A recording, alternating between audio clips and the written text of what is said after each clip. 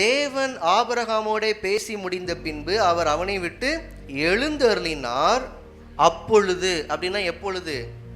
ஆண்டவர் பேசி முடிச்சுட்டு எழும்பி போன உடனே இவன் என்ன பண்றான்? தன் குமாரனாகிய இஸ்மவேலையும் தன் வீட்டிலே பிறந்த யாவரையும் தான் பணத்திற்கு கொண்ட அனைவருமாகிய தன் வீட்டிலுள்ள ஆண் பிள்ளைகள் எல்லாரையும் சேர்த்து தேவன் தனக்கு சொன்னபடி அவர்கள் நுனித்தோளின் மாம்சத்தை அந்நாளில் தானே விருத்த சேதனம் பண்ணினான். ஆண்டவர் உடன்படிக்கையை ஏற்படுத்துறாரு. ஆண்டவர் தரப்புல அவர் செய்வேன்னு சொன்ன விஷயத்தை இன்னும் செய்யவே இல்லை.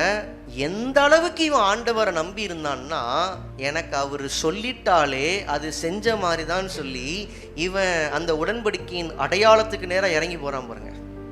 ஆபிரகாம் ஆண்டவருடைய வார்த்தைக்கு கீழ்ப்படுகிறத தள்ளி போடல. அவன் நினைச்சிருந்தா தள்ளி போட்டிருக்கலாம். அக்ரிமெண்ட் போட்டோம்ல, நீ செய்ய வேண்டியதை ஏன் இன்னும் செய்யலைன்னு ஆண்டவர் கேட்க முடியாது. ஏன்னா பதிலுக்கு ஆபிரகாம் கேட்டிருப்பான், அக்ரிமெண்ட் போட்ட நீங்களே சொன்னதை இன்னும் செய்யலையே அப்படின்னு.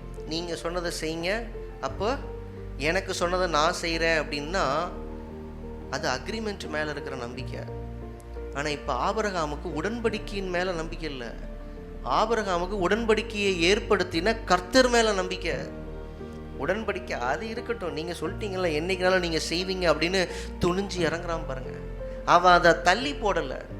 இன்னைக்கு விசுவாச வாழ்க்கையில் நம்ம நிறைய காரியங்களை தள்ளி போட்டுக்கிட்டே இருக்கிறோம். இது மட்டும் நடந்துருச்சுன்னு வைங்களேன், அதுக்கப்புறம் பாருங்க நான் எப்படி ஜெபிக்கிறேன்னு பாருங்க. இது மட்டும் நடந்துருச்சுன்னா நான் வீட்டில் குடும்ப ஜெபத்தை ஆரம்பிச்சிருவேன்.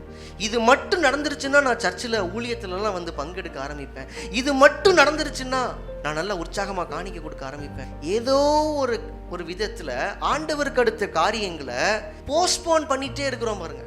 ஞாயிற்றுக்கிழமை தயவு செய்து தொடர்ந்து சபைக்கு வாங்கலை அப்படின்னா, வரணும்னா ஆசைப்படுறேன், இந்த ஒரு பிரச்சனை இருக்குது, இந்த ஒரு விஷயம் இருக்குது, இது மட்டும் முடியட்டும் பாஸ்டர், அதுக்கப்புறம் பாருங்க நான் எப்படி வாரேன்னு.